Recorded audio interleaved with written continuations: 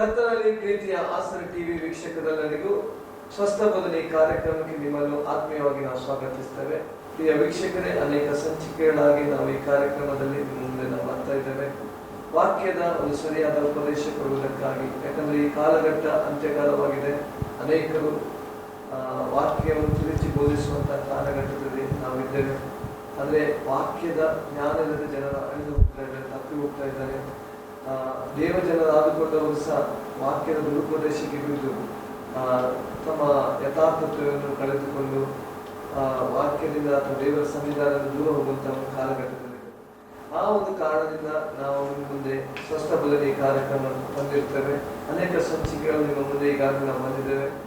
ಇವತ್ತಿನ ಕೂಡ ಈ ಸಂಚಿಕೆಯನ್ನು ಮುಂದುವರಿಸಲಿಕ್ಕೆ ಬಯಸ್ತೇವೆ. ನಮ್ಮದಲ್ಲಿ ಉಡುಪಿಯಲ್ಲಿ ಸೇವೆ ಮಾಡ್ತಿರುವಂತಹ ಪಾಸ್ಟರ್ ವಿಜಯ ಅಬ್ರಹಾಂ ಅವರಿದ್ದಾರೆ. ಯೇಸು ಕ್ರಿಸ್ತನ ನಾಮದಲ್ಲಿ ಈ ಕಾರ್ಯಕ್ರಮಕ್ಕೆ ನಾವು ಆತ್ಮೀಯವಾಗಿ ನಾವು ಸ್ವಾಗತಿಸೋಣ. ಬಹಳ ಸಂತೋಷ ಪಾಸ್ಟರ್, ಅನೇಕ ಸಂಚಿಕೆಗಳಾಗಿ ನಮ್ಮ ವೀಕ್ಷಕರಿಗೆ ನೀವು ವಾಕ್ಯದ ಒಂದು ಸರಿಯಾದ ಉಪದೇಶ ಕೊಡ್ತಾ ಇದ್ದೀರಾ. ಅನೇಕರು ಇದರಿಂದ ಆಶೀರ್ವಾದ ಅಷ್ಟೇ. ಕಳೆದ ನಾವು ಸಂಚಿಕೆಗಳಲ್ಲಿ ನಾವು ನೋಡಿದೆವು ಪಾಪದಲ್ಲಿ ಬಿದ್ದ ಪರಿಣಾಮ. ಏದೇನ್ ತೋಟದಲ್ಲಿ ಆದಾಮ ಅವರು ಪಾಪದಲ್ಲಿ ಬಿದ್ದರು, ಅದರಿಂದ ಆದಂಥ ಪರಿಣಾಮ ನಾವು ಎರಡು ಮೂರು ಎಪಿಸೋಡಲ್ಲಿ ನಾವು ನೋಡ್ತಾ ಬರಬೇಕು. ಇವತ್ತು ಪಾಸ್ಟೆ ಈಗ ಪಾಪದಲ್ಲಿ ಮನುಷ್ಯ ಬಿಟ್ಟು ಹೋದ, ಅಂದರೆ ದೇವರ ಒಂದು ಯೋಜನೆಯನ್ನು ತಪ್ಪಿ ಹೋದ, ದೇವರ ಒಂದು ಶಾಶ್ವತವಾಗಿ ಕೈ ಬಿಟ್ಬಿಟ್ನ, ಅಥವಾ ಪರಿಣಾಮ ನೀವು ಅನೇಕ ಹೇಳಿದ್ದೀರಾ. ಮುಖ್ಯವಾಗಿ ಶಾಶ್ವತವಾದ ಮರಣ ಎಂಬುದಾಗಿರ್ತೀರ, ದೇವರಿಂದ ಶಾಶ್ವತವಾಗಿ ಅಗಲುವಿಕೆ ಬಗ್ಗೆ ಹೇಳಿದ್ರು. ಆದರೆ ದೇವರವನ್ನು ಸಂಪೂರ್ಣವಾಗಿ ಕೈ ಬಿಟ್ನ, ಇದರ ಬಗ್ಗೆ ನೀವು ಹೇಳ್ಬೋದಾ? ನಾವು ದೇವರ ವಾಕ್ಯದ ಆಧಾರದಲ್ಲಿ ನೋಡುವಾಗ, ಅಂದರೆ ಪಾಪದ ಸಂಬಳ ಮರಣ ಮತ್ತು ದೇವರಿಂದ ಆಗಲಿ ಹೋದರು ಎಲ್ಲ ದುಷ್ಟತನ ಕೆಟ್ಟತನ ಏನೆಲ್ಲ ನಾವು ಪ್ರಪಂಚದಲ್ಲಿ ಇಂದು ನೋಡ್ತೇವೆ, ಇದೆಲ್ಲ ಅದರ ಪರಿಣಾಮಗಳಾಯಿತು. ಆದರೂ ಪ್ರೀತಿ ಸ್ವರೂಪನಾಗಿರುವಂಥ ದೇವರು ಮನುಷ್ಯನನ್ನು ಶಾಶ್ವತವಾಗಿ ತಳ್ಳಿ ಬಿಡಲಿಲ್ಲ. ಆದರೆ ಅವನನ್ನು ಯಥಾಸ್ಥಾಪನೆ ಮಾಡುವಂಥ ಅಥವಾ ಅವನನ್ನು ಮರಳಿ ತರುವಂಥ ಒಂದು ಕೆಲಸವನ್ನು ದೇವರು ಮುಂಚೆ ಮಾಡಿದರು, ಅಥವಾ ಅದರ ಯೋಜನೆಯನ್ನು ಕೂಡ ದೇವರು ಮುಂಚೆ ಹಾಕಿಕೊಂಡಿದ್ರು. ಯಾಕಂದರೆ ದೇವರು ಸರ್ವಶಕ್ತನು, ಸರ್ವಜ್ಞಾನಿ, ಎಲ್ಲ ಕಾಲಗಳಲ್ಲಿ ಇರುವಂಥ ದೇವರು. ಆತನಿಗೆ ಗೊತ್ತಿತ್ತು ನಾನು ಮಾಡುವಂಥ ಸೃಷ್ಟಿ ಮಾಡುವಂಥ ಮನುಷ್ಯ ಟೆಸ್ಟಿಂಗಲ್ಲಿ ಅಥವಾ ಶೋಧನೆಯಲ್ಲಿ ಅವನು ಬಿದ್ದೋಗ್ತಾನೆ, ಪಾಪಿ ಆಗ್ತಾನೆ, ಗೊತ್ತಿತ್ತು. ಅದಕ್ಕೋಸ್ಕರ ದೇವರು ಅವನು ಶೋಧನೆಯಲ್ಲಿ ಬಿದ್ದು ಹೋಗುವಾಗ ಅವನನ್ನು ಮರಳಿ ತರೋದಕ್ಕೋಸ್ಕರ ಬೇಕಾದಂಥ ಒಂದು ಆಲೋಚನೆ ಅಥವಾ ಯೋಜನೆಯನ್ನು ಕೂಡ ಇಟ್ಕೊಂಡಿದ್ರು. ಅದು ದೇವರ ಪ್ರೀತಿಯ ಮೂಲಕ ಇರುವಂಥದ್ದು. ಅಂದರೆ ನೋಡಿ, ಒಂದು ದೇವರು ನೀತಿವಂತನು ಅಥವಾ ಆತ ಪಾಪವನ್ನು ದ್ವೇಷಿಸುವವನು. ಹಾಗಿರುವಾಗಲೇ ಆತ ಪ್ರೀತಿ ಸ್ವರೂಪನೂ ಕೂಡ. ಈಗ ದೇವರ ನೀತಿ ಮತ್ತು ಪ್ರೀತಿ ಪ್ರಕಟವಾಗಬೇಕು. ಆತ ಕೇವಲ ಒಬ್ಬ ಸ್ಟ್ರಿಕ್ಟ್ ಅಧಿಕಾರಿ ಎಂಬಂಥ ರೀತಿಯಲ್ಲಿ ಮಾತ್ರವಲ್ಲ, ಆತ ಪ್ರೀತಿ ಉಳ್ಳಂಥ ತಂದೆ ಕೂಡ. ಹಾಗಿರುವಾಗ ಆತ ಪ್ರೀತಿ ಉಳ್ಳಂಥ ತಂದೆಯಾಗಿರುವಾಗ ಆತನ ನೀತಿ ಕೂಡ ಭಂಗವಾಗಬಾರದು, ಅಥವಾ ನೀತಿಗೆ ವಿರುದ್ಧವಾಗಿ ಆತ ನಡೀಲಿಕ್ಕೆ ಆಗಲ್ಲ. ಅದೇ ನಾನು ಕೇಳಲಿಕ್ಕೆ ಹೋಗ್ತಿದ್ದೆ. ಈಗ ಪಾಪಿಯಾದ ಮನುಷ್ಯನ ಹಾಗೆ ನಾನು ಸೇರಿಸಲಿಕ್ಕೆ ಆಗೋದಿಲ್ಲ, ಯಾಕಂದ್ರೆ ಅದನ್ನು ಹೌದು ಹೌದು. ಯಾಕಂದರೆ ಪಾಪಿಯನ್ನು ಸುಮ್ಮನೆ ಅವನು ತಪ್ಪು ಮಾಡಿದ್ದಾನೆ, ಪಾಪ ಮಾಡಿದ್ದಾನೆ ಸುಮ್ಮನೆ ತಗೊಳ್ಳಿಕ್ಕೂ ಆಗಲ್ಲ. ಯಾಕಂತೇಳಿದರೆ ಪಾಪಕ್ಕೆ ಪ್ರತಿಯೊಂದು ಪಾಪಕ್ಕೆ ದೇವರ ವಾಕ್ಯ ಹೇಳ್ತದೆ ಶಿಕ್ಷೆ ಉಂಟಾಗಲೇಬೇಕು. ಪ್ರತಿಯೊಂದು ಪಾಪಕ್ಕೆ ದೇವರ ವಾಕ್ಯವನ್ನು ಮೀರಿ ಮಾಡುವಂಥ ಪ್ರತಿಯೊಂದು ಪಾಪಕ್ಕೆ ಸರಿಯಾದ ಶಿಕ್ಷೆ, ಯೋಗ್ಯವಾದ ಶಿಕ್ಷೆ ಉಂಟಾಗ್ತದೆ ಅಂತ ದೇವರ ವಾಕ್ಯ ಹೇಳ್ತದೆ. ಹಳೆ ಒಡಂಬಡಿಕೆ ಇರ್ಬೋದು, ಹೊಸ ಒಡಂಬಡಿಕೆ ಕಾಲದಲ್ಲಿರ್ಬೋದು. ಅಷ್ಟೇ ಅಲ್ಲ, ಪಾಪಕ್ಕೆ ಸರಿಯಾದಂಥ ಒಂದು ಸಂಬಳ ಉಂಟು. ಏನಂತ ಹೇಳಿದರೆ ಅದು ಮರಣ ಎಂಬುದಾಗಿ ಕೂಡ ವಾಕ್ಯದಲ್ಲಿ ನೋಡ್ತೇವೆ. ಹಾಗದು ದೇವರ ನೀತಿ, ಪಾಪಿಗೆ ಶಿಕ್ಷೆ ಕೊಡಬೇಕು. ಆದರೆ ಅಷ್ಟೇ ಆತನಲ್ಲಿ ಪ್ರೀತಿ ಕೂಡ ಉಂಟು. ಆಗಿರುವಾಗ ಇದೆರಡು ಒಟ್ಟಿಗೆ ಹೋಗುವಂಥ ಒಂದು ಕಾರ್ಯವನ್ನು ದೇವರು ಮಾಡ್ತಾ ಇದ್ದಾರೆ. ಅಂದರೆ ದೇವರ ನೀತಿಯೂ ಪ್ರಕಟವಾಗಬೇಕು, ಪಾಪಕ್ಕೆ ಶಿಕ್ಷೆಯೂ ಕೊಡಬೇಕು, ಆದರೆ ದೇವರ ಪ್ರೀತಿಯೂ ಪ್ರಕಟವಾಗಬೇಕು. ಪ್ರೀತಿಯ ಮೂಲಕ ತನ್ನ ಬಳಿಗೆ ಬರುವವರಿಗೆ ಬಿಡುಗಡೆ ಕೂಡ ಆಗಬೇಕು. ನೀತಿಯಿಂದ ಶಿಕ್ಷೆ ಆಗಬೇಕು, ಪ್ರೀತಿಯಿಂದ ಬಿಡುಗಡೆ ಆಗಬೇಕು. ಈ ಒಂದು ಯೋಜನೆಯನ್ನು ದೇವರು ಹಾಕಿಕೊಂಡ್ರು. ಈಗ ದೇವರ ವಾಕ್ಯ ಹೇಳ್ತದೆ, ರಕ್ತ ಮಾಂಸಗಳು ಪರಲೋಕ ರಾಜ್ಯಕ್ಕೆ ಸೇರುವುದಿಲ್ಲ, ಅಥವಾ ಪಾಪಿಯಾದ ಮನುಷ್ಯನು ಪರಲೋಕ ರಾಜ್ಯಕ್ಕೆ ಸೇರುವುದಿಲ್ಲ. ಹಾಗಿರುವಾಗ ಇವನನ್ನು ಪರಲೋಕ ರಾಜ್ಯಕ್ಕೆ ಸೇರಿಸಬೇಕು. ಏನು ಅದಕ್ಕೆ ಒಂದು ಪರಿಹಾರ ಮಾಡಬಹುದು, ಅದನ್ನು ದೇವರೇ ಪರಿಹಾರ ಮಾಡ್ತಾ ಇದ್ದಾನೆ. ಈಗ ಪಾಪಿಗೆ ಶಿಕ್ಷೆ ಆಗಬೇಕು, ಆ ಒಂದು ಶಿಕ್ಷೆಯನ್ನು ಕೂಡ ಹೊಂದಿಕೊಳ್ಳಬೇಕು. ಆಗ ಶಿಕ್ಷೆಯನ್ನು ವಿಧಿಸುವಂಥ ಕಾರ್ಯವನ್ನು ದೇವರೇ ಮಾಡ್ತಾ ಇದ್ದಾರೆ. ಆ ಶಿಕ್ಷೆಯನ್ನು ಹೊಂದಿಕೊಳ್ಳುವಂಥ ಒಂದು ವ್ಯವಸ್ಥೆಯನ್ನು ದೇವರೇ ಮಾಡ್ತಾ ಇದ್ದಾರೆ. ಹೀಗೆ ಶಿಕ್ಷೆ ಹೊಂದಿಕೊಂಡ ನಂತರ ಅದನ್ನು ನಂಬುವುದರ ಮೂಲಕ ಎಲ್ಲರಿಗೆ ಬಿಡುಗಡೆಯಾಗುವಂಥ ವ್ಯವಸ್ಥೆಯನ್ನು ದೇವರು ಮಾಡ್ತಾ ಇದ್ದಾರೆ. ಅದಕ್ಕೆ ನಮ್ಮ ಬೈಬಲಿನ ಅತ್ಯಂತ ಪ್ರಸಿದ್ಧವಾದಂಥ ಒಂದು ವಾಕ್ಯ ನೋಡಿಕೊಂಡು ಮುಂದಕ್ಕೆ ಕೆಲವು ಭಾಗಗಳನ್ನು ಓದುವಾಗ ನಮಗೆ ಚೆನ್ನಾಗಿ ಅರ್ಥ ಮಾಡ್ಕೊಳ್ಳಿಕ್ಕೆ ಆಗ್ತದೆ. ಯೋಹಾನನು ಬರೆದ ಸುವಾರ್ತೆ 3ನೇ ಅಧ್ಯಾಯ 16ನೇ ವಾಕ್ಯ ಓದುವಾಗ ಕೆಲವೊಂದು ವಿಷಯಗಳನ್ನು ನಮಗೆ ತಿಳಿದುಕೊಳ್ಳಲಿಕ್ಕೆ ಸಾಧ್ಯವಾಗ್ತದೆ. ದೇವರ ಲೋಕದ ಮೇಲೆ ಎಷ್ಟೋ ಪ್ರೀತಿಯನ್ನಿಟ್ಟು ತನ್ನ ಒಬ್ಬನೇ ಮಗನ್ನು ಕೊಟ್ಟನು, ಆತನು ನಮ್ಮ ಒಬ್ಬನಾದ ನಾಶವಾಗದೆ ಎಲ್ಲರೂ ನಿತ್ಯ ಜೀವನ ಪಡೆಯಬೇಕೆಂದು ಆತನನ್ನು ಕೊಟ್ಟನು. ಅಂದರೆ ಈಗ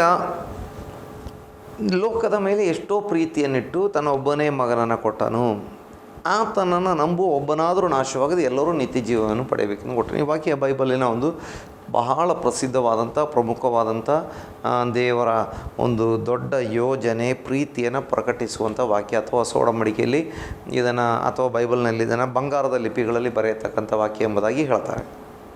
ಅಂದರೆ ಈ ಒಂದು ಯೋಜನೆಯನ್ನು ದೇವರು ಮಾಡ್ತಾರೆ. ಈಗ ಪಾಪ ಮಾಡಿದಂಥ ಮನುಷ್ಯ ಪಾಪದ ಶಿಕ್ಷೆ ಹೊಂದಿಕೊಳ್ಳಲಿಕ್ಕೆ ಆಗಲ್ಲ. ಯಾಕಂದರೆ ಕೊಟ್ಟ ಶಿಕ್ಷೆ ಮರಣ.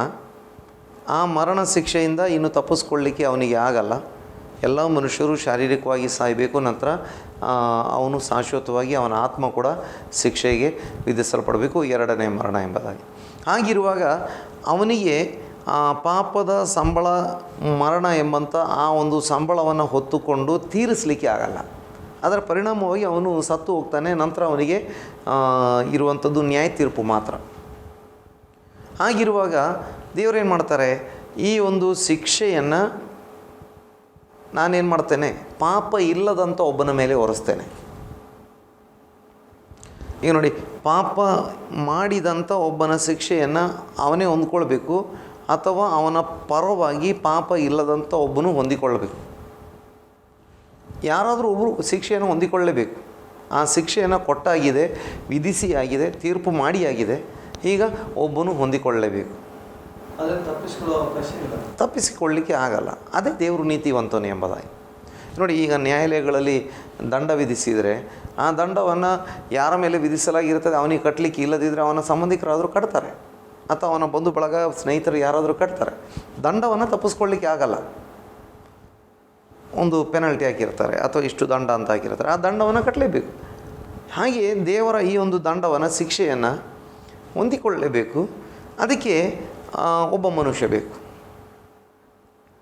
ಆ ಮನುಷ್ಯ ಏನಾಗಿರಬೇಕು ಅಂತೇಳಿದರೆ ನೀತಿವಂತ, ಪರಿಶುದ್ಧನಾಗಿರಬೇಕು.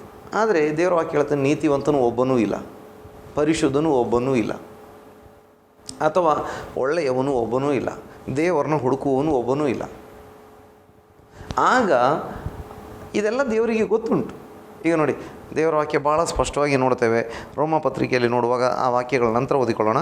ಆದರೆ ರೋಮಪತ್ರಿಕೆ 5ನೇ ಅಧ್ಯಾಯದಲ್ಲಿ ನೋಡುವಾಗ, ಒಬ್ಬನಿಂದ ಪಾಪ ಬಂದ ಹಾಗೆ ಒಬ್ಬನಿಂದ ಇಡೀ ಪ್ರಪಂಚಕ್ಕೆ ಪಾಪ ಬಂತು, ಹಾಗೆಯೇ ಒಬ್ಬನ ಮೂಲಕ ಇಡೀ ಪ್ರಪಂಚದ ಪಾಪ ಪರಿಹಾರ ಆಗ್ತದೆ. ಇದೆಲ್ಲ ಒಬ್ಬ ಮನುಷ್ಯನ ವಿಷಯ. ಒಬ್ಬನಿಂದಲೇ ಪಾಪ ಬಂತು, ಇಡೀ ಪ್ರಪಂಚಕ್ಕೆ ಪಾಪ ಬಂತು. ಹಾಗೆಯೇ ಪಾಪ ಪರಿಹಾರ ಮಾಡಲಿಕ್ಕೆ ಕೂಡ ಒಬ್ಬನೇ ಸಾಕು. ಪಾಪ ಪರಿಹಾರ ಮಾಡಲಿಕ್ಕೆ ಕೂಡ ಪಾಪ ಹೇಗೆ ಒಬ್ಬನ ಮೂಲಕವೇ ಲೋಕಕ್ಕೆ ಬಂದು ಇಡೀ ಪ್ರಪಂಚಕ್ಕೆ ವ್ಯಾಪಿಸ್ತೋ, ಹಾಗೆಯೇ ಪಾಪ ಪರಿಹಾರ ಕೂಡ ಒಬ್ಬನ ಮೂಲಕವೇ ಆಗ್ತದೆ. ಇದು ಇಬ್ಬರು ಮಾಡಿದ ಪಾಪವಲ್ಲ, ಒಬ್ಬನಿಂದಲೇ ಬಂದ ಪಾಪ. ಆಗಿರುವಾಗ ಆದಾಮ ಹವ್ವ ಇಬ್ಬರು ಅಂತ ನಾವು ಹೇಳ್ಬೋದು. ಆದರೆ ದೇವರು ಕೇಳ್ತಾರೆ, ಅವರು ಇಬ್ಬರಲ್ಲ, ಒಬ್ಬರೇ ಅಂತ. ಅವರು ಇನ್ನು ಮುಂದೆ ಮೊದಲು ಕೂಡ ಒಂದೇ ಆಗಿದ್ದರು. ದೇವರು ಅವರನ್ನು ವಿಭಜಿಸಿ ಎರಡು ಮಾಡಿದರು. ನಂತರ ಮದುವೆ ಮೂಲಕ ಅವರನ್ನು ಒಂದು ಮಾಡಿದರು. ಹೇಗಿದ್ದರೂ ಅವರು ಒಂದೇ. ಹಾಗೆ ಒಬ್ಬನ ಮೂಲಕವೇ ಬಂದಂಥ ಪಾಪಕ್ಕೆ ಒಬ್ಬನ ಮೂಲಕವೇ ಪರಿಹಾರ ದೇವರ ಮುಂದೆ ಆಗ್ತದೆ. ಸಾವಿರಾರು ಜನರು ಅದಕ್ಕೆ ಪರಿಹಾರ ಮಾಡುವಂಥ ಅವಶ್ಯಕತೆ ಇಲ್ಲ. ಒಬ್ಬನಿಂದಲೇ ಪ್ರಪಂಚಕ್ಕೆ ಪಾಪ ಬಂತು, ಒಬ್ಬನ ಮೂಲಕವೇ ಪರಿಹಾರ ಆಗ್ತದೆ. ಹಾಗಾದರೆ ಆ ಒಬ್ಬನನ್ನು ತಂದು ನಿಲ್ಲಿಸುವಂಥದ್ದು ಈ ಪ್ರಪಂಚದಲ್ಲಿ ಯಾರಿಂದಲೂ ಕೂಡ ತೆಗಿಲಿಕ್ಕೆ ಆಗಲ್ಲ. ಯಾಕಂತೇಳಿದರೆ ಈ ಪ್ರಪಂಚದಲ್ಲಿರುವ ಎಲ್ಲರೂ ಆ ಮೊದಲನೇ ಆದಾಮನ ವಂಶದವರೇ. ಅದಕ್ಕೆ ಆತನ ಮೂಲಕ ಏನಾದರೂ ಅಂತೇಳಿದರೆ ಪ್ರಪಂಚದ ಎಲ್ಲರೂ ಪಾಪಿಗಳು. ಹಾಗಾದರೆ ಈ ಒಬ್ಬ ವ್ಯಕ್ತಿಯಲ್ಲಿ ಸಿಗ್ತಾನೆ. ಈ ಒಬ್ಬ ವ್ಯಕ್ತಿ ಪಾಪ ಇಲ್ಲದಂಥ, ಪಾಪ ಪರಿಹಾರ ಮಾಡಲಿಕ್ಕೆ ಸಾಧ್ಯವಾಗುವಂಥ, ದಂಡ ಕಟ್ಟಲಿಕ್ಕೆ ಆಗುವಂಥ ಒಬ್ಬ ವ್ಯಕ್ತಿಯಲ್ಲಿ ಸಿಗ್ತಾನೆ. ಲೋಕದಲ್ಲಿ ಎಲ್ಲಿ ಸಿಕ್ಕಲ್ಲ. ಆಗ ದೇವರ ವಾಕ್ಯ ಹೇಳ್ತದೆ, ನನ್ನ ಸ್ವಹಸ್ತವೇ ನನಗೆ ರಕ್ಷಣಾ ಸಾಧನ, ಅಥವಾ ಸ್ವಹಸ್ತದಿಂದಲೇ ಈಗ ರಕ್ಷಣೆಯನ್ನು ನಾನು ಏನು ಮಾಡ್ತಾ ಇದ್ದೇನೆ, ಸಾಧಿಸ್ತಾ ಇದ್ದೇನೆ. ಹಾಗೆ ದೇವರೇನು ಮಾಡ್ತಾರೆ, ತನ್ನ ಒಬ್ಬನೇ ಮಗನನ್ನು ಈ ಲೋಕಕ್ಕೆ ಕಳುಹಿಸುವಂಥ ಒಂದು ಯೋಜನೆಯನ್ನು ಮೊದಲಿಗೆ ಹಾಕಿಕೊಂಡಿರ್ತಾರೆ. ಅದಕ್ಕೆ ಕೆಲವೊಂದು ವಾಕ್ಯಗಳನ್ನು ಓದಿಕೊಳ್ಳುವಾಗ ನಮಗೆ ಅರ್ಥ ಮಾಡ್ಕೊಳ್ಬೋದು. 1 ಪೇತ್ರ 1:20 ಮತ್ತು ಪ್ರಕಟಣೆ 13:8 ಎರಡರಲ್ಲಿ ಕೂಡ ನಮಗೆ ಒಂದೇ ವಾಕ್ಯದ ಬೇರೆ ಬೇರೆ ರೀತಿಯಲ್ಲಿ ನೋಡಲಿಕ್ಕೆ ಸಾಧ್ಯ ಆಗ್ತದೆ. ಆತನು ಜಗದುತ್ಪತ್ತಿಗೆ ಮೊದಲೇ ಗೊತ್ತು ಮಾಡಲ್ಪಟ್ಟು ಅಂತ್ಯಕಾಲದಲ್ಲಿ ಪ್ರತ್ಯಕ್ಷನಾದನು. ನೋಡಿ, ಜಗದುತ್ಪತ್ತಿಗೆ ಮೊದಲೇ ಗೊತ್ತು ಮಾಡಲ್ಪಟ್ಟು ಅಂತ್ಯಕಾಲದಲ್ಲಿ ನಿಮಗಾಗಿ ಪ್ರತ್ಯಕ್ಷನಾದನು. ಅಂದರೆ ನಾವು ಭಾಳ ಸ್ಪಷ್ಟವಾಗಿ ನೋಡ್ತೇವೆ ಜಗದುತ್ಪತ್ತಿ. ನಾವು ಹಿಂದಿನ ಎಪಿಸೋಡ್ಗಳಲ್ಲಿ ಕಲಿಯುವಾಗ ಜಗತ್ತಿನ ಉತ್ಪತ್ತಿಗಿಂತ ಮೊದಲೇ ದೇವರು ದೇವದೂತರುಗಳನ್ನು ಮಾಡಿದ್ದನು ಎಂಬುದಾಗಿ ಎಲ್ಲ ನಾವು ನೋಡಿದ್ದೇವೆ. ಹಾಗಾದರೆ ಈ ಜಗತ್ತು ಯಾವಾಗ ಉತ್ಪತ್ತಿ ಆಯಿತು ಅಂತ ನಮಗೆ ನಿಖರವಾಗಿ ಹೇಳಲಿಕ್ಕೆ ಆಗಲ್ಲ. ಆದಿಯಲ್ಲಿ ದೇವರು ಆಕಾಶವನ್ನು ಭೂಮಿಯನ್ನು ಉಂಟು ಮಾಡಿದನು, ಅದು ದೇವರ ವಾಕ್ಯದಲ್ಲಿರುವಂಥದ್ದು. ಆಮೇಲೆ ಎಷ್ಟು ಯುಗಗಳು, ಎಷ್ಟು ಸಾವಿರ ವರ್ಷಗಳು, 1000 ಕೋಟಿ ವರ್ಷವೋ, 100 ಕೋಟಿ ವರ್ಷವೋ, 10,000 ವರ್ಷ, 50,000 ವರ್ಷ ಎಷ್ಟು ದಾಟಿದೆ ಅಂತ ನಮಗೆ ಹೇಳಲಿಕ್ಕೆ ಆಗಲ್ಲ. ಆದರೂ ಕೂಡ ಆನಂತರ ಹೀಗಿರುವಾಗ ಒಂದು ದಿನ ದೇವರು ಬೆಳಕಾಗಲಿ ಅನ್ನಲು ಬೆಳಕಾಯಿತು. ಅಲ್ಲಿಂದ ನಮಗೆ ಒಂದು ಬೈಬಲ್ ಚರಿತ್ರೆ ಪ್ರಕಾರ ನೋಡುವಾಗ ಒಂದು 6,000 ಒಂದು ಸರಾಸರಿ ಅಥವಾ ಒಂದು ಹೆಚ್ಚು ಕಡಿಮೆ 6,000 ವರ್ಷಗಳ ಇತಿಹಾಸವನ್ನು ನೋಡಲಿಕ್ಕಿದೆ. ಆದರೆ ಅದಕ್ಕಿಂತ ಪೂರ್ವದಲ್ಲಿ ನಾವು ನೋಡುವಾಗ ಎಷ್ಟೋ ಯುಗಗಳ ಹಿಂದೆ ಭೂಮಿ ಆಕಾಶವನ್ನು ದೇವರು ಉಂಟು ಮಾಡಿದರು, ಆಕಾಶವನ್ನು ಭೂಮಿಯನ್ನು ಉಂಟು ಮಾಡಿದರು, ಅಥವಾ ಪ್ರಪಂಚವನ್ನು ಉಂಟು ಮಾಡಿದರು. ಈಗ ನೋಡುವಾಗ ವಿಜ್ಞಾನ ಕೂಡ ಹೇಳ್ತದೆ ಇದಕ್ಕೆ ಈ ಭೂಮಿ ಆಯುಷ್ಯ ಎಷ್ಟು ಅಂತ, ಅದಕ್ಕೆ ಕೂಡ ಸ್ಪಷ್ಟವಾಗಿ ಹೇಳಲಿಕ್ಕೆ ಆಗಲ್ಲ. ವಿಜ್ಞಾನ ಬೇಕಾದರೆ 10 ಕೋಟಿ, 100 ಕೋಟಿ, 500 ಕೋಟಿ, ಎಷ್ಟು ಕೋಟಿ ಬೇಕಾದರೆ ಹೇಳ್ಬೋದು. ಆದರೆ ಅದಕ್ಕಿಂತ ಹಿಂದೆ ಕೂಡ ಇದ್ದಿರ್ಬೋದು, ಸೃಷ್ಟಿ ಮಾಡಿದ್ದು, ಅಥವಾ ಆ ಕಾಲದಲ್ಲಿ ಇದ್ದಿರ್ಬೋದು. ಒಟ್ಟಿನಲ್ಲಿ ಸ್ಪಷ್ಟವಾದಂಥ ಒಂದು ವರ್ಷವನ್ನು ಸೈನ್ಸ್ ಕೂಡ ಕೊಡಲಿಕ್ಕೆ ಆಗಲ್ಲ, ಬೈಬಲ್ ಕೂಡ ಹೇಳಲಿಲ್ಲ. ಹೌದು, ಅಸಂಪ್ಷನ್ ಅಂದರೆ ಊಹಾಪೋಹಗಳ ಮೇಲೆ. ಕೆಲವೊಮ್ಮೆ ಫೋಸಿಲ್ಸು ಈಗೆಲ್ಲ ಹೇಳ್ತಾರೆ, ಫೋಸಿಲ್ ಟೆಸ್ಟು, ಕಾರ್ಬನ್ ಟೆಸ್ಟು, ಹೀಗೆಲ್ಲ ಮಾಡಿಕೊಂಡು ಒಂದು ಅಂದಾಜು ಮೇಲೆ ಇಷ್ಟು ವರ್ಷ ಹಿಂದೆ ಇರ್ಬೋದು ಅಂತ. ಆದರೆ ಬೈಬಲ್ ಅದಕ್ಕೆ ವಿರೋಧವಾಗಿ ಅಂಥದ್ದು ನೋಡಿ ಅಲ್ಲ, ಬೈಬಲ್ ಕೂಡ ಹಾಗೆ ಹೇಳ್ತದೆ ಆದಿಯಲ್ಲಿ. ಆದರೆ ಅದಕ್ಕಿಂತ ಹಿಂದೆಯೇ ನಾವು ವಾಕ್ಯದಲ್ಲಿ ನೋಡಿದ್ದೇವೆ, ದೇವರು ಆತ್ಮ ಸ್ವರೂಪದ ಆತ್ಮಗಳನ್ನು ಅಥವಾ ದೇವದೂತರನ್ನು ಉಂಟು ಮಾಡಿದ್ದನು. ಆದರೆ ಅದಕ್ಕಿಂತಲೂ ಹಿಂದೆಯೇ ದೇವರಿಗೆ ಗೊತ್ತು, ನಾನು ಯಾವ ಕಾಲಗಳಲ್ಲಿ ಯಾವ ಯುಗದಲ್ಲಿ ನಾನು ಏನೇನನ್ನು ಯಾರ್ಯಾರನ್ನು ಸೃಷ್ಟಿ ಮಾಡ್ತೇನೆ ಎಂಬುದಾಗಿ. ಮನುಷ್ಯನನ್ನು ಸೃಷ್ಟಿ ಮಾಡ್ತೇನೆ, ಅವನು ಪಾಪ ಮಾಡ್ತಾನೆ, ಅವನು ಬಿದ್ದು ಹೋಗ್ತಾನೆ. ಈಗ ಅವನನ್ನು ರಕ್ಷಿಸಲಿಕ್ಕೆ ಒಂದು ಯೋಜನೆ ಎಂಬುದಾಗಿ ದೇವರು ಹಾಕಿಕೊಂಡರು. ಅದೇ ಜಗದುತ್ಪತ್ತಿಗಿಂತ ಮೊದಲೇ. ಇನ್ನೊಮ್ಮೆ ವಾಕ್ಯವನ್ನು ಓದಿಕೊಳ್ಳೋಣ. ಆತನು ಜಗದುತ್ಪತ್ತಿಗೆ ಮೊದಲೇ ಗೊತ್ತು ಮಾಡಲ್ಪಟ್ಟು ಅಂತ್ಯಕಾಲದಲ್ಲಿ ನಿಮಗಾಗಿ ಪ್ರತ್ಯಕ್ಷ. ನೋಡಿ, ಜಗದುತ್ಪತ್ತಿಗೆ ಮೊದಲೇ ಗೊತ್ತು ಮಾಡಲ್ಪಟ್ಟನು. ಏನಂತ, ಯಾವುದಕ್ಕೋಸ್ಕರ? ಮನುಷ್ಯರ ಪಾಪ ಪರಿಹಾರ ಮಾಡೋದಕ್ಕೋಸ್ಕರ ಆತ ಗೊತ್ತು ಮಾಡಲ್ಪಟ್ಟನು. ದೇವರು ನೇಮಿಸಿ ಬಿಟ್ಟಿದ್ದರು. ದೇವರ ಒಬ್ಬನೇ ಮಗನನ್ನು ದೇವರು ನೇಮಿಸಿದರು, ಒಬ್ಬನೇ ಕುಮಾರನನ್ನು ನೇಮಿಸಿದರು. ಅಂದರೆ ಈ ಪ್ರಪಂಚದಲ್ಲಿ ಯಾವುದನ್ನು ಸೃಷ್ಟಿ ಮಾಡೋದಕ್ಕಿಂತ ಮೊದಲೇ ಪರಿಹಾರದ ಕಾರ್ಯವನ್ನು ದೇವರು ಮೊದಲು ರೆಡಿ ಮಾಡಿಟ್ಟಿದ್ರು. ಏನೂ ಸೃಷ್ಟಿಯಾಗಿರಲಿಲ್ಲ. ಇವನು ಒಂದು ಅರ್ಥದಲ್ಲಿ ಹೇಳಬೇಕು ಅಂತ ಹೇಳಿದರೆ, ದೇವದೂತರನ್ನು ಕೂಡ ಮಾಡಿರಲಿಲ್ಲ. ದೇವದೂತರನ್ನು ಇನ್ನು ಮಾಡಬೇಕು, ಅದಾಗಿ ಈ ಪ್ರಪಂಚವನ್ನು ಸೃಷ್ಟಿ ಮಾಡಬೇಕು. ಇದಾದ ಮೇಲೆ ಯಾವುದೋ ಒಂದು ಯುಗದಲ್ಲಿ ಅಥವಾ ಎಷ್ಟು ವರ್ಷಗಳು ದಾಟಿದ ಮೇಲೆ ಅಂತಲ್ಲ, ಯಾವುದೋ ಒಂದು ಟೈಮಲ್ಲಿ ಆತನ ಒಂದು ಸಮಯದಲ್ಲಿ ಆತ ಏನು ಮಾಡಬೇಕು, ಮನುಷ್ಯರನ್ನು ಉಂಟು ಮಾಡಬೇಕು. ಮನುಷ್ಯರು ಪಾಪ ಮಾಡ್ತಾರೆ, ಆತನಿಗೆ ಗೊತ್ತಿತ್ತು. ಆತ ಅದಕ್ಕೆ ಯಾವುದು ಅಂದರೆ ನಮಗೆ ಆ ಕಾಲಕ್ಕೆ ನಮಗೆ ಕಾಲ ಸಿಗಲ್ಲ, ಅದಕ್ಕೆ ಅದು ಕಾಲಾತೀತ ಅಥವಾ ಇಟರ್ನಿಟಿ ಪಾಸ್ಟ್ ಎಂಬುದಾಗಿ, ಕಳೆದ ಕಾಲದ ನಿತ್ಯತ್ವ ಅಥವಾ ಭೂತಕಾಲ ನಿತ್ಯತ್ವ ಎಂಬುದಾಗಿ. ಅದಕ್ಕೆ ಎಂಡಿಲ್ಲ. ಅದು ಎಲ್ಲಿ ಪ್ರಾರಂಭವಾಯಿತು ಎಲ್ಲಿ ಗೊತ್ತಿಲ್ಲ. ನಮಗೆ ಗೊತ್ತಿರುವಂಥದ್ದು ಅಂತೇಳಿದರೆ ಏನು, ಕಾಲ ಪ್ರಾರಂಭವಾದ ಮೇಲಿರುವಂಥ ಚರಿತ್ರೆ ಮಾತ್ರ ನಮಗೆ ಗೊತ್ತಾಗ್ತದೆ.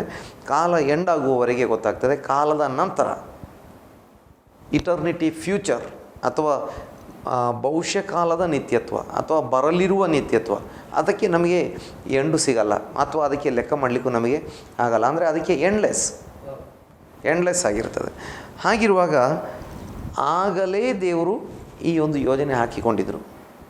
ಜಗದುತ್ಪತ್ತಿಗೆ ಮೊದಲೇ ಗೊತ್ತು ಮಾಡಿ, ಅದು ತಕ್ಕ ಸಮಯ ಬಂದಾಗ ಅದನ್ನು ಪ್ರತ್ಯಕ್ಷ ಮಾಡಿದ್ದೀನಿ. ಈಗ ನಾವು ಪ್ರಕಟಣೆ 13ರಲ್ಲಿ ಕೂಡ ಅದರ 8ನೇ ವಾಕ್ಯ ಓದೋಣ. ಜಗದುತ್ಪತ್ತಿಗೆ ಮೊದಲೇ ಕೊಯ್ಯಲ್ಪಟ್ಟ ಕುರಿಯಾದಾತನ ಬಳಿಯಲ್ಲಿರುವ ಜೀವಬಾಧ್ಯರ ಪಟ್ಟಿಯಲ್ಲಿ ಯಾರ್ಯಾರ ಹೆಸರುಗಳು ಬರೆದಿರುವುದಿಲ್ಲವೋ ಆ ಭೂನಿವಾಸಿಗಳೆಲ್ಲರೂ ಅದಕ್ಕೆ ನಮಸ್ಕಾರ. ನೋಡಿ, ಜಗದುತ್ಪತ್ತಿಗೆ ಮೊದಲೇ ಕೊಯ್ಯಲ್ಪಟ್ಟ ಕುರಿಮರಿಯ ಅಥವಾ ಯಜ್ಞದ ಕುರಿಯಾದಾತನ ಜೀವಬಾಧ್ಯರ ಪಟ್ಟಿ, ಅಥವಾ ಅಲ್ಲಿ ನೋಡುವ ವಿಷಯ ಜಗದುತ್ಪತ್ತಿಗೆ ಮೊದಲೇ ಕೊಯ್ಯಲ್ಪಟ್ಟ. ಅಂದರೆ ನೋಡಿ, ಯೇಸುಸ್ವಾಮಿ ಆ್ಯಕ್ಚುಲಿ ವಧಿಸಲ್ಪಟ್ಟದ್ದು ಈ ಲೋಕಕ್ಕೆ ಬಂದಾಗ, ಅಥವಾ ತನ್ನನ್ನು ಬಲಿಯಾಗಿ ಅಥವಾ ಯಜ್ಞವಾಗಿ ಅರ್ಪಣೆ ಮಾಡಿದ್ದು ಈ ಲೋಕಕ್ಕೆ ಬಂದಾಗ. ಆದರೆ ವಾಕ್ಯ ಹೇಳ್ತಾ ಇದೆ ಜಗದುತ್ಪತ್ತಿಗೆ ಮೊದಲೇ ಕೊಯ್ಯಲ್ಪಟ್ಟ. ಅದಕ್ಕೆ ನಾವು ಈ ರೀತಿಯಾಗಿ ಒಂದು ಅರ್ಥ ಕೊಡ್ಬೋದು. ತಂದೆಯಾದ ದೇವರು ತನ್ನ ಮಗನನ್ನು, ತನ್ನ ಏಕಮಾತ್ರ ಪುತ್ರನನ್ನು, ಅಥವಾ ತನ್ನೊಳಗೆ ಇದ್ದಾತನನ್ನು, ದೇವರ ವಾಕ್ಯವಾಗಿದ್ದಾತನನ್ನು, ತನ್ನೊಳಗೆ ಇದ್ದಂಥ, ತನ್ನ ಹೃದಯದೊಳಗೆ ಇದ್ದಂಥ, ಅಥವಾ ತನ್ನ ಬಾಯಲ್ಲೇ ಇದ್ದಂಥ, ತನ್ನ ನುಡಿಯಾಗಿದ್ದಂಥ ತನ್ನ ಪುತ್ರನನ್ನು ಏನು ಮಾಡ್ತಾ ಇದ್ದಾರೆ ಅಂತ ಹೇಳಿದರೆ ಬೇರ್ಪಡಿಸಿ ರಿಸರ್ವ್ ಮಾಡಿ ಇಡ್ತಾ ಇದ್ದಾರೆ. ಮುಂದಿನ ಕಾಲದಲ್ಲಿ, ಬರಲಿರುವ ಕಾಲದಲ್ಲಿ ನಾನು ಸೃಷ್ಟಿ ಮಾಡುವ ನನ್ನ ಮನುಷ್ಯರು, ನನ್ನ ಪ್ರತಿನಿಧಿಗಳಾಗಿ ನಾನು ಸೃಷ್ಟಿ ಮಾಡಿದಂಥ ಮನುಷ್ಯರು, ಅವರು ನಾನು ಸೃಷ್ಟಿ ಮಾಡಿದಂಥ ದೇವದೂತರಲ್ಲಿ ಕೆಲವೊಬ್ಬರು ಬಿದ್ದು ಹೋಗಿ ಪಾಪ ಮಾಡ್ತಾರೆ. ಆಗ ಅವರು ನಂತರದ ಕಾಲದಲ್ಲಿ ಏನು ಮಾಡ್ತಾರೆ, ಈ ಮನುಷ್ಯರನ್ನು ವಂಚಿಸ್ತಾರೆ. ವಂಚಿಸಿ ಪಾಪ ಮಾಡಿದಾಗ ಮನುಷ್ಯರನ್ನು ಅವರ ಸ್ವಂತ ಬಲದಿಂದ ಪಾಪದಿಂದ ಬಿಡಿಸಿಕೊಂಡು ದೇವರ ರಾಜ್ಯಕ್ಕೆ ಬರಲಿಕ್ಕೆ ಆಗಲ್ಲ, ನಮ್ಮ ಸಂಗಡ ಇರಲಿಕ್ಕೆ ಆಗಲ್ಲ, ದೇವರ ಸಂಗಡ ಇರಲಿಕ್ಕೆ ಆಗಲ್ಲ. ಅದಕ್ಕೋಸ್ಕರ ನಾವೇ ಅವರ ಪಾಪ ಪರಿಹಾರ ಮಾಡಬೇಕು. ಅದಕ್ಕೋಸ್ಕರ ಈ ಲೋಕಕ್ಕೆ ಅವರ ಥರ ನಾನೇ ಮನುಷ್ಯನಾಗಿ ಹೋಗಬೇಕು. ಅಥವಾ ದೇವರ ತ್ರಿತ್ವದೊಳಗಿನ ವಿಷಯವನ್ನು ಹೇಳ್ತಾ ಇದ್ದೀನಿ. ತ್ರಿತ್ವ ಎಂಬಂಥ ವಿಷಯವನ್ನು ಇನ್ನೂ ಡಿಟೇಲಾಗಿ ಮತ್ತೊಂದು ಕೆಲವು ಎಪಿಸೋಡ್ಗಳಲ್ಲಿ ನಾವು ಕಲಿತೇವೆ. ಆವಾಗ ಇನ್ನೂ ನಮಗೆ ಮನದಟ್ಟಾಗ್ತದೆ. ಹೀಗೆ ದೇವರು ಇದನ್ನು ಮೊದಲೇ ವಿಚಾರ ಮಾಡಿರ್ತಾರೆ. ಹಾಗೆ ತಂದೆಯಾದ ದೇವರು ತನ್ನ ಒಬ್ಬನೇ ಮಗನನ್ನು ಏನು ಮಾಡ್ತಾರೆ, ಬೇರ್ಪಡಿಸಿ ಆ ಒಂದು ನಿಗದಿತವಾದ ನಿರ್ದಿಷ್ಟವಾದ ಮನುಷ್ಯನ ಪಾಪ ಪರಿಹಾರ ಎಂಬ ಉದ್ದೇಶಕ್ಕೋಸ್ಕರ ಬೇರ್ಪಡಿಸಿ ಇಡ್ತಾರೆ. ಅದನ್ನೇ ಕೊಯ್ಯಲ್ಪಟ್ಟ ಎಂಬುದಾಗಿ ನಮಗೆ ತಿಳಿದುಕೊಳ್ಳಿಕ್ಕೆ ಆಗ್ತದೆ. ಪ್ರಪಂಚದ ಉತ್ಪತ್ತಿಗೆ ಮೊದಲೇ ಅಥವಾ ಜಗದುತ್ಪತ್ತಿಗೆ ಮೊದಲೇ ಕೊಯ್ಯಲ್ಪಟ್ಟ ಯಜ್ಞದ ಕುರಿಯಾದಾತನು. ಆತನಿಗೆ ಗೊತ್ತಿತ್ತು ಯಾರ್ಯಾರು ನಂಬ್ತಾರೆ ಅಂತ. ಇವತ್ತು ನಾವು ನಂಬಿದರೆ, ರಕ್ಷಣೆ ಹೊಂದಿದರೆ, ಇದು ಆತನಿಗೆ ಜಗದುತ್ಪತ್ತಿಗೆ ಮೊದಲೇ ಗೊತ್ತು. ಇಂಥ ಕಾಲದಲ್ಲಿ, ಆಗ ಪ್ರಪಂಚದಲ್ಲಿ ಕ್ರಿಸ್ತ ಶಕ ಎಂಬಂಥ ಶಕೆ ಇರ್ತದೆ ಅಥವಾ ಕಾಲ ಇರ್ತದೆ. ಅಂಥ ಒಂದು ಕಾಲದಲ್ಲಿ 2019 ಅಥವಾ 2005 ಅಥವಾ 2001ನೇ ಇಸ್ವಿ ಅಥವಾ 1978, 96, 98 ಯಾವುದೋ ಒಂದು ಕಾಲದಲ್ಲಿ, ಇಂಥ ತಿಂಗಳು, ಇಂಥ ದಿನದಲ್ಲಿ ಈ ವ್ಯಕ್ತಿ ನನ್ನನ್ನು ನಂಬುವನಾಗಿರ್ತಾನೆ, ಅವನ ರಕ್ಷಣೆ ಹೊಂದುತ್ತಾನೆ, ಅವನ ಹೆಸರು ಜೀವಬಾಧ್ಯರ ಪಟ್ಟಿಯಲ್ಲಿ ಆಗ ಬರೆಯಲಾಗ್ತದೆ. ಈಗಲೇ ಆ ಪಟ್ಟಿ ರೆಡಿ ಉಂಟು. ಎಲ್ಲ ದೇವರಿಗೆ ಗೊತ್ತು. ಆತ ಸರ್ವಜ್ಞಾನಿಯಾಗಿರೋದ್ರಿಂದ ಅದರ ಅರ್ಥ ಉಳಿದವರಿಗೆ ಅವಕಾಶ ಇಲ್ಲ ಎಂಬುದಾಗಿ ಅಲ್ಲ, ಎಲ್ಲರಿಗೆ ಅವಕಾಶ ಕೊಡ್ತಾ ಇದ್ದಾನೆ. ಆದರೆ ಯಾರು ನಂಬ್ತಾರೆ, ಯಾರು ನಂಬುವುದಿಲ್ಲ ಎಂಬುದಂಥದ್ದು ಆತನಿಗೆ ಆಲ್ರೆಡಿ ಗೊತ್ತುಂಟು. ಹಾಗೆಯೇ ದೇವರೇನು ಮಾಡಿದರು ಅಂತೇಳಿದರೆ, ಪಾಪಿಯಾದ ಮನುಷ್ಯನನ್ನು ಪಾಪದಿಂದ ವಿಮೋಚಿಸುವುದಕ್ಕೋಸ್ಕರ ಒಂದು ಮಾರ್ಗವನ್ನು ಸಿದ್ಧ ಮಾಡಿ ಇಡ್ತಾ ಇದ್ದಾರೆ. ಅಷ್ಟೇ. ಈಗ ನೀವು ನೋಡಿ ಹೇಳಿದಾಗೆ ಈ ಜೀವಬಾಧ್ಯರ ಪಟ್ಟಿಯ ಹೆಸರು ಅಂತ ಹೇಳಿದ್ರೆ ಅದರ ಬಗ್ಗೆ ನಮಗೆ ವೀಕ್ಷಕರಿಗೆ ಹೇಳ್ಬೋದು. ಜೀವಬಾಧ್ಯರ ಪಟ್ಟಿಯ ಬಗ್ಗೆ ಖಂಡಿತವಾಗಿ ಹೇಳ್ಬೋದು. ಯಾಕಂತೇಳಿದರೆ ಅದು ಭಾಳ ಇಂಪಾರ್ಟೆಂಟ್ ವಿಷಯ.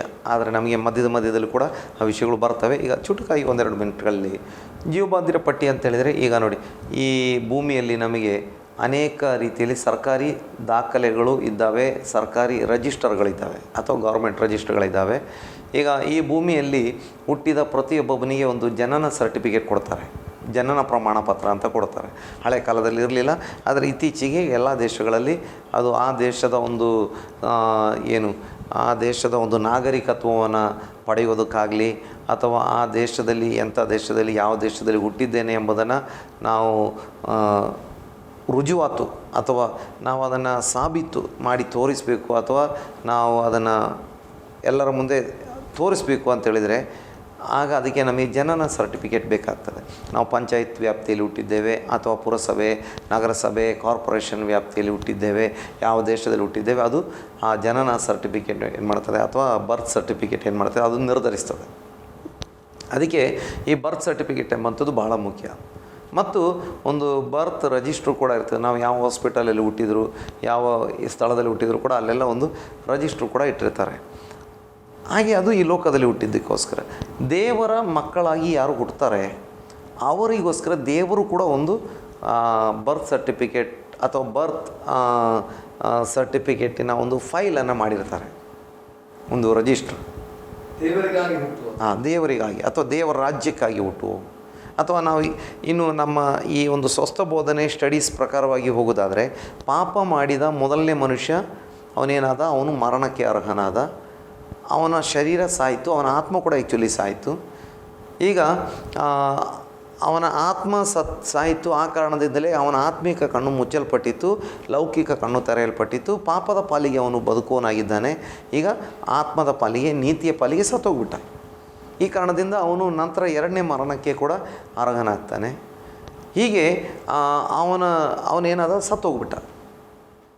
ಈಗ ಯಾರು ದೇವರ ರಕ್ಷಣೆಯ ಒಂದು ಕಾರ್ಯಕ್ರಮಕ್ಕೆ ಒಳಪಟ್ಟು ಯೇಸು ಕ್ರಿಸ್ತನ ಮೂಲಕವಾಗಿ ರಕ್ಷಣೆ ಹೊಂದಿ ದೇವರ ಮಕ್ಕಳಾಗ್ತಾರೆ, ಅವರ ಹೆಸರನ್ನು ಪರಲೋಕದಲ್ಲಿ ಬರೆಯಲಾಗ್ತದೆ.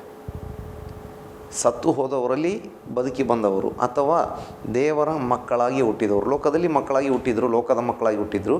ಈಗ ಅವರೇನಾಗಿದ್ದಾರೆ, ದೇವರ ಮಕ್ಕಳಾಗಿ ಮರಳಿ ಬಂದಿದ್ದಾರೆ. ದುಂದುಗಾರ ಮಗ ಅದಕ್ಕೆ ಒಂದು ಉದಾಹರಣೆ.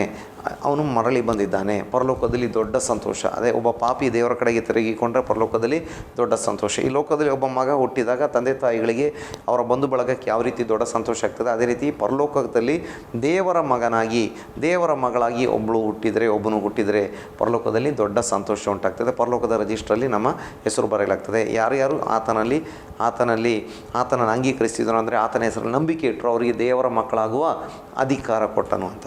ಹೀಗೆ ಈ ಹೆಸರನ್ನು ಬರೆದಿಡುವಂಥ ಒಂದು ಪಟ್ಟಿ ಪರಲೋಕದಲ್ಲಿದೆ. ಅದು ಜೀವಬಾಧ್ಯರ ಪಟ್ಟಿ ಎಂಬುದಾಗಿ. ಆ ಪಟ್ಟಿಯಲ್ಲಿ ಯಾರ ಹೆಸರು ಇಲ್ಲವೋ ಅವನು ದೇವರ ರಾಜ್ಯಕ್ಕೆ, ಪರಲೋಕ ರಾಜ್ಯಕ್ಕೆ ಅವನು ಅರ್ಹನಾಗಿರಲ್ಲ. ಅಥವಾ ಅವನು ಅಲ್ಲಿನ ಒಬ್ಬ ಪೌರ ಅಥವಾ ಒಬ್ಬ ನಾಗರಿಕನಾಗಿ ದೇವರ ದೃಷ್ಟಿಯಲ್ಲಿ ಎಣಿಸಲ್ಪಡಲ್ಲ, ಅಥವಾ ಅವನಿಗೆ ಪರಲೋಕ ರಾಜ್ಯಕ್ಕೆ ಹೋಗಲಿಕ್ಕೆ ಸಾಧ್ಯವಿಲ್ಲ. ಈ ಭಾರತ ದೇಶದ ಒಂದು ಬರ್ತ್ ಸರ್ಟಿಫಿಕೇಟ್ ಇಲ್ಲದಿದ್ದರೆ ಇಲ್ಲಿನ ನಾಗರಿಕತ್ವ, ಪೌರತ್ವ ಯಾವ ರೀತಿ ಸಿಕ್ಕಲ್ಲವೋ ಹಾಗೆ ಅಲ್ಲಿನ ಒಂದು ಬರ್ತ್ ಸರ್ಟಿಫಿಕೇಟ್ ಇಲ್ಲದಿದ್ದರೆ ಅವನು ದೇವರ ರಾಜ್ಯಕ್ಕೆ ಸೇರಲಿಕ್ಕೆ ಆಗಲ್ಲ. ಅದಕ್ಕೆ ಸ್ವಾಮಿ ಹೇಳಿದ್ದಾರೆ, ಒಬ್ಬನು ಹೊಸದಾಗಿ ಹುಟ್ಟದಿದ್ದರೆ ಅವನು ದೇವರ ರಾಜ್ಯವನ್ನು ಸೇರಲಾರನು, ಕಾಣಲಾರನು ಅಥವಾ ಪ್ರವೇಶಿಸಲಾರನು. ಅದಕ್ಕೆ ಈ ಜೀವಬಾಧ್ಯರ ಪಟ್ಟಿ ಎಂಬಂಥದ್ದು ಭಾಳ ಮುಖ್ಯವಾದಂಥದ್ದು. ಅದು ಯಾರು ಯೇಸು ಕ್ರಿಸ್ತನನ್ನು ನಂಬಿ ರಕ್ಷಣೆ ಹೊಂದಿ ಪಾಪ ವಿಮೋಚನೆ ಪಡೆದುಕೊಂಡಿರ್ತಾರೆ ಅವರ ಹೆಸರುಗಳು ಬರೆಯಲ್ಪಡುವಂಥ ಪಟ್ಟಿ. ಅದು ಕೊನೆಗೆ ನ್ಯಾಯ ತೀರ್ಪಿನ ದಿನದವರೆಗೆ ಅದು ಕೆಲಸ ಮಾಡ್ತಾನೇ ಇರ್ತದೆ. ಅಥವಾ ನ್ಯಾಯ ತೀರ್ಪಿನ ಫೈನಲ್ ಜಡ್ಜ್ಮೆಂಟ್ ದಿನದಲ್ಲೂ ಕೂಡ ಆ ಪುಸ್ತಕವನ್ನು ತೆರೀತಾರೆ. ಅವನು ರಕ್ಷಣೆ ಹೊಂದಿಲ್ಲ, ಅವನು ದೇವರನ್ನ ಸ್ವೀಕಾರ ಮಾಡಲಿಲ್ಲ, ಅವನು ಯೇಸು ಸ್ವಾಮಿಗೆ ಹೃದಯ ಒಪ್ಪಿಸಿ ಕೊಟ್ಟಿರಲ್ಲ, ಪಾಪದಲ್ಲೇ ಇದ್ದ, ಯೇಸುಸ್ವಾಮಿಯನ್ನು ಹೀಯಾಳಿಸಿ ಅಥವಾ ಯೇಸುಸ್ವಾಮಿಯನ್ನು ನಿಂದಿಸಿ ಯೇಸುಸ್ವಾಮಿಗೆ ವಿರುದ್ಧವಾಗಿ ನಡೆದಿದ್ದು ಎಲ್ಲವೂ ನಿಜ. ಹಾಗಿರುವುದಾದರೂ ಕೂಡ ಆ ಪಟ್ಟಿಯನ್ನು ಇನ್ನೊಮ್ಮೆ ತೆಗೆದು ಅದರಲ್ಲಿ ಇವನ ಹೆಸರು ಉಂಟೋ ಇಲ್ಲವೋ ನೋಡೋಣ ಎಂಬುದಾಗಿ ಮತ್ತೆ ದೇವರ ವಾಕ್ಯ ಹೇಳ್ತದೆ. ಯಾರ ಹೆಸರು ಜೀವಬಾಧ್ಯರ ಪಟ್ಟಿಯಲ್ಲಿ ಬರೆದದಾಗಿ ಕಾಣಲಿಲ್ಲವೋ, ಇದು ನಮಗೆ ಪ್ರಕಟಣೆ ಗ್ರಂಥ 20ನೇ ಅಧ್ಯಾಯ 15ರಿಂದ ಮುಂದೆ ಇರುವಂಥ ವಾಕ್ಯಗಳಲ್ಲಿ ಓದುವುದು. ಯಾವನ ಹೆಸರು ಜೀವಬಾಧ್ಯರ ಪಟ್ಟಿಯಲ್ಲಿ ಬರೆದದಾಗಿ ಕಾಣಲಿಲ್ಲವೋ ಅವನು ಬೆಂಕಿಯ ಕೆರೆಗೆ ದೊಬ್ಬಲ್ಪಟ್ಟನು ಎಂಬುದಾಗಿ ದೇವರ ವಾಕ್ಯ ಹೇಳ್ತದೆ. ಕಾರಣದಿಂದ ಜೀವಬಾಧ್ಯರ ಪಟ್ಟಿ ಭಾಳ ಮುಖ್ಯವಾದಂಥದ್ದು. ದೇವರ ಯೋಜನೆ ಏನಾಗಿತ್ತು ಅಂತೇಳಿದರೆ, ಬಿದ್ದು ಹೋದ ಮನುಷ್ಯರನ್ನು ಮರಳಿ ದೇವರ ಪ್ರೀತಿಯ ಮೂಲಕ ತರುವಂಥದ್ದು. ಅದಕ್ಕೋಸ್ಕರ ದೇವರು ಯೋಜನೆಯನ್ನು ಮಾಡಿಕೊಂಡರು. ಆ ಯೋಜನೆ ಏನು ಅಂತೇಳಿದರೆ, ತನ್ನ ಒಬ್ಬನೇ ಮಗನನ್ನು ಈ ಲೋಕಕ್ಕೆ ಕಳುಹಿಸುವಂಥದ್ದು. ಹಾಗೆಯೇ ಆ ಯೋಜನೆ ಮನುಷ್ಯ ಪಾಪ ಮಾಡಿದ ಮೇಲೆ ಉಂಟಾದಂಥ ಒಂದು ಯೋಜನೆ ಅಲ್ಲ. ಮನುಷ್ಯನನ್ನು, ಪ್ರಪಂಚವನ್ನು ಉಂಟು ಮಾಡುವುದಕ್ಕಿಂತ ಮುಂಚೆಯೇ ಅನಾದಿಯಾದ ಕಾಲದಲ್ಲಿ ದೇವರು ತನ್ನ ಪ್ರೀತಿಯಿಂದ ರಕ್ಷಣೆಯ ಮಾರ್ಗವನ್ನು ಆಲೋಚಿಸಿ ಸಿದ್ಧ ಮಾಡಿ ಅದನ್ನು ಇಟ್ಟಿದ್ದರು. ಅದನ್ನೇ ನಮಗೆ ಪೇತ್ರನ ಪತ್ರಿಕೆ 1 ಪೇತ್ರ 1:20 ಯುಗದ ಸಮಾಪ್ತಿ ಅಥವಾ ಯುಗದ ಈ ಕೊನೆಯಲ್ಲಿ ದೇವರು ಏನು ಮಾಡಿದ್ದಾನೆ, ಅದನ್ನು ನಮಗೋಸ್ಕರ ಪ್ರತ್ಯಕ್ಷ ಮಾಡಿದ್ದಾನೆ ಎಂಬುದಾಗಿ, ಅದೇ ಯೇಸು ಸ್ವಾಮಿ ಎಂಬುದಾಗಿ ನಮಗೆ ನೋಡಲಿಕ್ಕೆ ಸಾಧ್ಯವಾಗ್ತದೆ. ವೀಕ್ಷಕರೇ, ಇವತ್ತಿನ ಕಾರ್ಯಕ್ರಮಕ್ಕೆ ಸಾಧ್ಯವಾಯಿತು. ಪಾಪಿಯಾದ ದೇವರನ್ನು ಶಾಶ್ವತವಾಗಿ ದೇವರು ಕೈ ಹಿಡಿದಿರುವುದಾಗಿ ಆತನು ತೆಗೆದು ಪ್ರತಿ ಮುಂಚೆನೆ ಅದಕ್ಕೋಸ್ಕರ ಪರಿಹಾರವನ್ನು ಹುಡುಕಿದ ಅದೇ ತನ್ನ ಒಬ್ಬನೇ ಮಗನಾದ ಯೇಸು ಕ್ರಿಸ್ತನಿಗೆ ಲೋಕದಲ್ಲಿ ಕಳಿಸಿ ಆ ಪಾಪದ ಪಾಲಿಗೆ, ನಮ್ಮ ಪಾಲಿಗೆ ಸಾಯುವಂಥ, ಆ ಪಾಪದ ಶಿಕ್ಷೆ ಹೊತ್ತುಕೊಂಡು ಸಾಯುವಂಥ ಒಂದು ಕಾರ್ಯವನ್ನು ಮಾಡಿದರೆ ಎಂಬುದಾಗಿ ಸೇವಕರ ಮೂಲಕ ತಿಳ್ಕೊಳ್ಳಿಕ್ಕೆ ಸಾಧ್ಯವಾಯಿತು. ಯಾವತ್ತು ನಾವು ಯೇಸುವನ್ನು ಅಂಗೀಕರಿಸ್ತೇವೆ, ಪರಲೋಕದಲ್ಲಿ ಪುಸ್ತಕ ತೆಗೆಯಲ್ಪಡ್ತದೆ, ಆ ಪುಸ್ತಕ ನಮ್ಮ ಹೆಸರು ಬರೆಯಲ್ಪಡ್ತದೆ, ಜೀವೋಪಾಧ್ಯಾಯದ ಪುಸ್ತಕ, ಅದರ ಬಗ್ಗೆ ಸಹ ಸಂಕ್ಷಿಪ್ತವಾಗಿ ಸೇರ್ಪಡೆಗಳಿದೆ. ಇವತ್ತು ನಮಗೆ ಅವಕಾಶವಿದೆ. ಯೇಸು ಕ್ರಿಸ್ತನ ಕುರಿತಾಗಿ ನಾವು ತಿಳ್ಕೊಂಡೆವು, ನಾವು ಪಾಪಿಯಾಗಿದ್ದೇವೆ, ಪಾಪದಲ್ಲಿ ನಾವು ಜೀವಿಸ್ತಾ ಇದ್ದೇವೆ. ಇವತ್ತು ನಾವು ಮನ ತಿರುಗಿ ಯೇಸು ಕ್ರಿಸ್ತನ ಹೃದಯದಲ್ಲಿ ಕರೆದಾದ್ರೆ ಆ ತ್ಯಾಗ ನೆಲೆಸಿದ್ದಾರೆ, ನಮ್ಮ ಹೆಸರು ಸಹ ಜೀವೋಪಾಧ್ಯಾಯದ ಪುಸ್ತಕದಲ್ಲಿ ಬರೆಯಲ್ಪಡ್ತದೆ. ಎರಡನೇ ಮರಣವಾದ ಆ ನಿತ್ಯ ಮರಣದಿಂದ ನಾವು ತಪ್ಪಿಸಿಕೊಳ್ಳಿ ಸಾಧ್ಯವಾಗುತ್ತದೆ ಎಂಬುದಾಗಿ ಬಿಡುತ್ತಾ ಇರ್ತದೆ. ಕಾರ್ಯಕ್ರಮ ನಾವು ಮುಗಿಸಲಿಕ್ಕೆ ಬಯಸ್ತಾರೆ. ನಮ್ಮಲ್ಲಿ ಆಸಕ್ತಿಗಳು ಬಂದು ವಿಸ್ತಾರವಾಗಿ ಸ್ವಸ್ಥ ಬೋಧನೆಯ ಈ ಕಾರ್ಯಕ್ರಮದಲ್ಲಿ ನಮಗೆ ವಿಸ್ತಾರ ತಿಳಿಸಿಕೊಟ್ಟ ದೇವರ ಸೇವಕರಿಗೆ ಆಸಕ್ತಿ ಪರವಾದಂಥ ವಂದನೆಗಳನ್ನು ಹೇಳೋಣ. ಅಷ್ಟು ಇನ್ನೊಂದು ಕಾರ್ಯಕ್ರಮ ನಾವು ಬರಲಿಕ್ಕಿದ್ದೇವೆ. ಅದರಲ್ಲಿ ತಪ್ಪದೆ ವೀಕ್ಷಿಸಿ. ನಿಮ್ಮ ನೆಚ್ಚಿನ ಆಸಕ್ತಿ ವಂದನೆಗಳು.